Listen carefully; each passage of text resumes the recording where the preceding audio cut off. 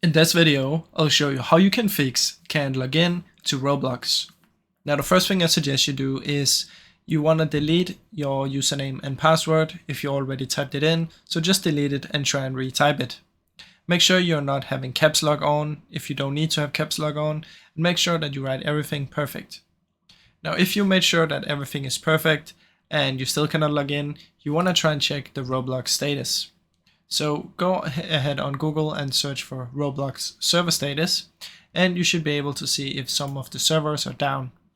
Now it says here all systems operational, so that means everything is good to go.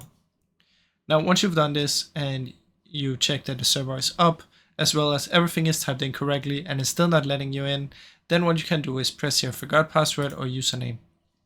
Then you just want to put in either your phone number or your email, and they're going to send you a confirmation code, and then you can log back in.